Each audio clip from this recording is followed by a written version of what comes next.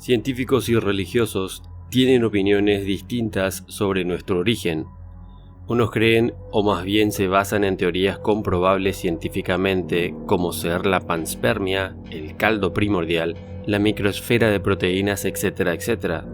Otros creen en un ser divino al que llaman Dios, el que creó la humanidad y toda la vida que nos rodea. Hasta ahí todo bien. Pero ¿cómo podemos llamar a los que creen en unos seres superiores que nos crearon a base estrictamente de ciencia y con propósitos que desconocemos? Los que creen en la idea, posible científicamente hablando, de seres de otros mundos implantando la semilla de vida en la Tierra, estarían más acertados que los estrictamente ortodoxos en cuanto a ciencia y religión. Esta cuestión es la que ha llevado a científicos antes escépticos a pensar que la idea de alienígenas ancestrales no es en toda su regla fantasiosa. De hecho, la ciencia misma hace posible que seamos fruto de la creación de otros seres.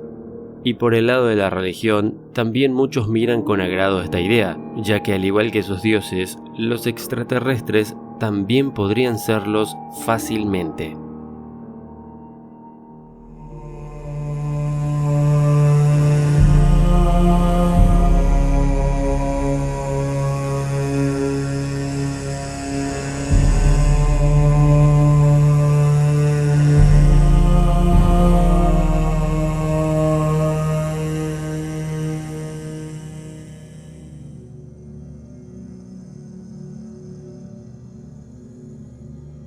¿Fueron los faraones de Egipto híbridos extraterrestres? Esto se preguntan algunos con suma frecuencia.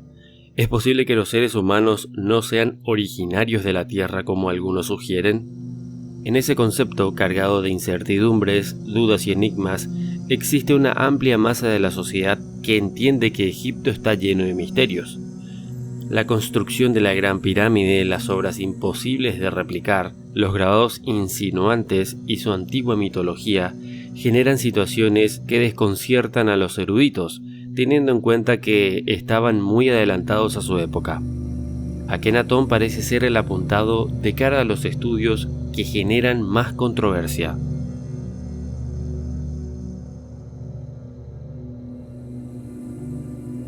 Neferyeperura Amenhotep, también conocido como Amenhotep IV o Amenofis IV, que después se haría llamar Ayenatón o Akenatón, fue el 10º faraón de la dinastía 18 de Egipto. Este joven fue diferente con respecto a todo lo conocido o estudiado, o al menos hasta ahora. Hijo pequeño de Amenhotep III, reinaría Egipto en el periodo de 1353 a 1336 a.C. Justamente muchos consideran que Akenatón fue un rey extraterrestre. Para respaldar esta teoría, que obviamente genera mucho ruido, algunos investigadores se enfocaron en diferentes anomalías médicas singulares para explicar su apariencia. Entre esas anomalías se encuentra el extraño síndrome de Froelich, el síndrome de Klinefelter o el síndrome de Marfan. Pero la verdad es que los expertos no se ponen de acuerdo con cuál de esos males fue afectado.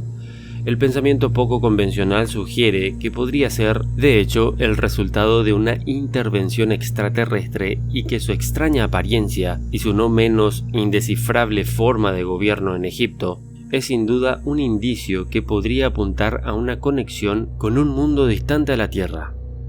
Pero, ¿cómo era específicamente su apariencia?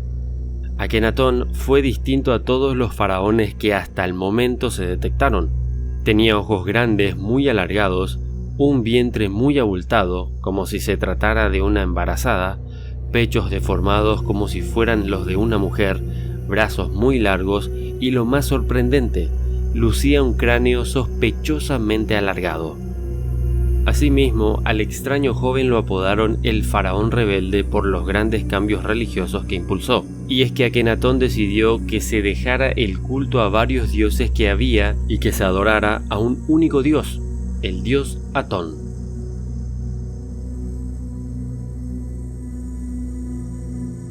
Tanto el extraño monarca como Nefertiti se proclamaron representantes absolutos del dios del sol en todo el planeta. Su símbolo era un disco solar con unos rayos que acogían a todo lo que había a su alrededor, que bien podría representar una nave extraterrestre. Tan fuerte era el culto de Akenatón que mandó a construir una nueva capital llamada Ayetaton, una ciudad la cual estaba hecha de múltiples patios y jardines, adorando al dios Sol. Todos los faraones mandaban que los monumentos que fueran elevados en su honor fueran esculpidos luciendo fuertes e imponentes. En cambio, el llamado faraón rebelde mandó a que se le esculpiera tal y como lucía realmente, con ese cuerpo desgarbado y algo deforme.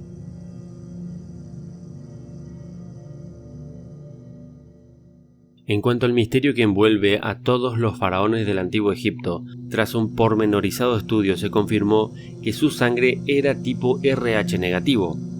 ¿Acaso es el grupo sanguíneo RH negativo igual al patrimonio alienígena? Es de hecho un gran misterio que por el momento no se ha logrado dilucidar, pero que parece ser ir en ese sentido.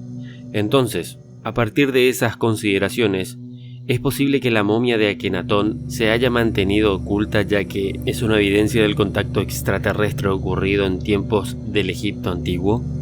Si bien los cuerpos de muchos faraones y miembros de sus familias se conservaron casi perfectamente, jamás se encontró ninguna momia de Akenatón. Mucha gente piensa que no pudimos encontrar la momia de este rey, ya que reescribiría totalmente la historia del origen de la humanidad y del Egipto antiguo, tal y como lo conocemos.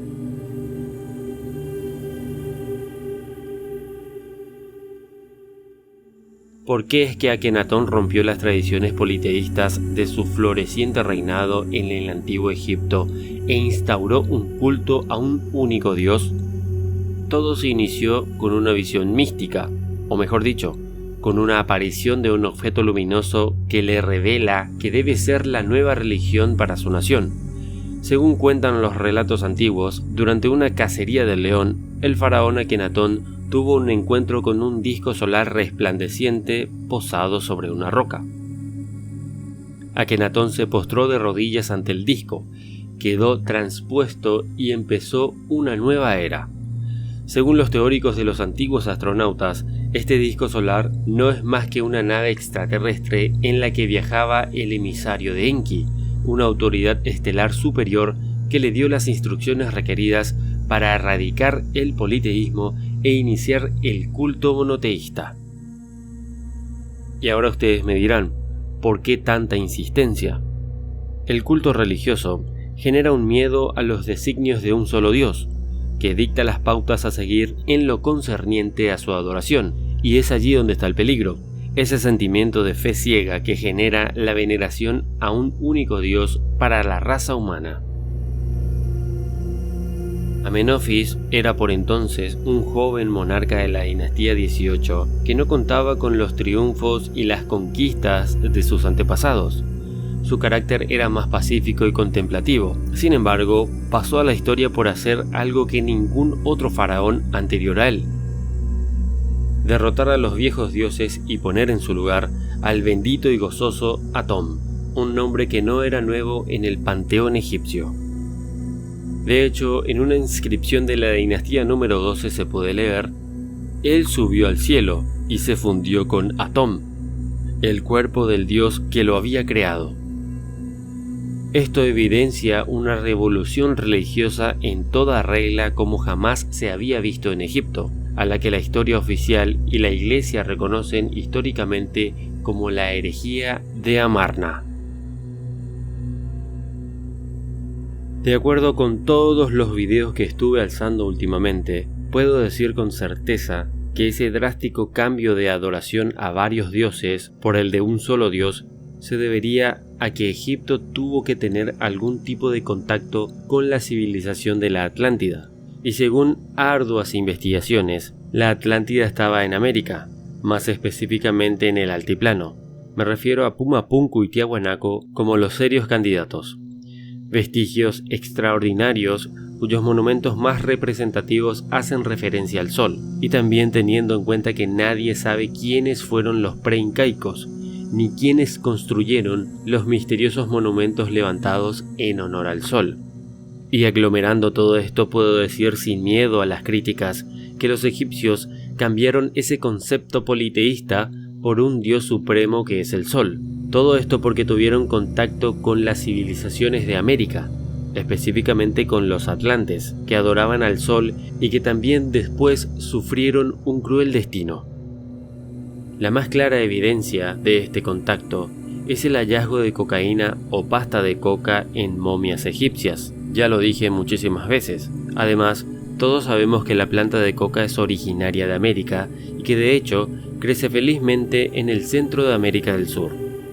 Según mi punto de vista, que no es absoluto, sé que puedo equivocarme, pero siento que en el pasado hubo una conexión atlante, egipcia y tal vez sumeria, muy a pesar de que los libros que conocemos imponen que estas civilizaciones no comparten el mismo tiempo entre sí. Tampoco lo digo sin nada de qué agarrarme. Me apoyo en sospechosas semejanzas que todos ustedes ya conocen. ¿Qué te parece? ¿Podrías dar alguna otra teoría sobre este asunto? ¿Realmente crees que Akenatón fue un híbrido extraterrestre o que solo tuvo contacto con atlantes, que tampoco quiere decir que no hayan tenido contacto con extraterrestres? Exprésate en los comentarios, que siempre los leo. Si te gustó el vídeo, dale pulgar arriba y compártelo. Si aún no estás suscrito al canal, por favor suscríbete, que me ayudarás muchísimo a continuar con mi trabajo. Muchas gracias y hasta pronto.